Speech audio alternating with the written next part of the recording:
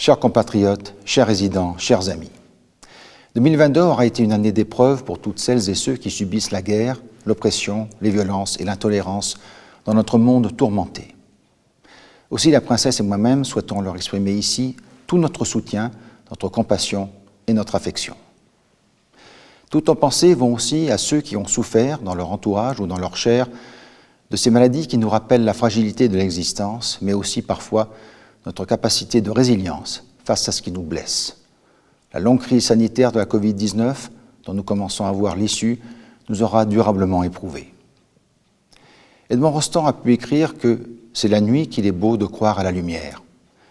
Mais l'on pourrait opportunément ajouter que c'est dans la lumière du petit matin, et peut-être plus spécialement dans le temps de Noël, que l'on aperçoit les mains tendues. C'est pourquoi, en 2023, nous continuerons à tendre nos mains, à nous mobiliser et à mettre toute notre énergie au service de la paix, de l'acceptation de l'autre et de la solidarité. Nos enfants méritent que nous pensions et façonnions un monde réconcilié et équilibré. Un monde respectueux de la nature aussi. Soyez donc assurés de mon engagement au service de la préservation de notre planète, en particulier de sa biodiversité, tant marine que terrestre. Nous pouvons d'ailleurs être satisfaits du nouvel accord trouvé il y a quelques jours à Montréal lors de la COP15 sur la diversité biologique. Ma conviction profonde est que chacun de nous peut agir à sa mesure. Nous sommes tous concernés. Nous sommes tous capables. Nous détenons une part de cette puissance collective qui permet seule de changer le monde pour le meilleur. L'année 2023 sera une année d'élections dans notre pays, élections nationales et communales. Ces moments primordiaux pour l'équilibre de nos institutions démontrent, si besoin en était encore, la vitalité de notre démocratie.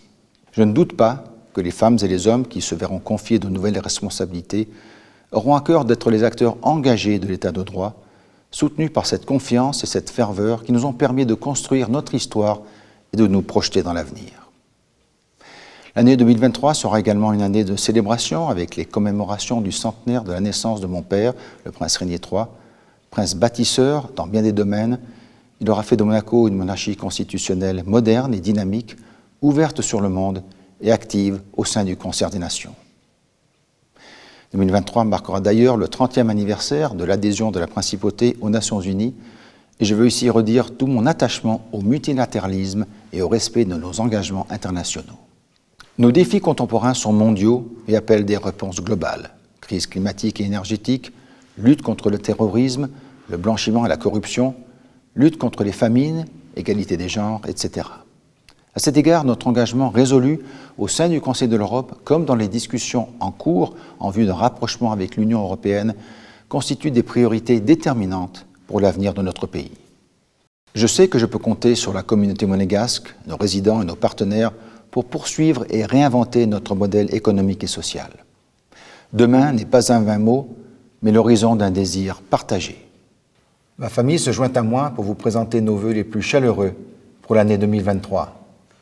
Bonne nouvelle année, Happy New Year, bon anno novo.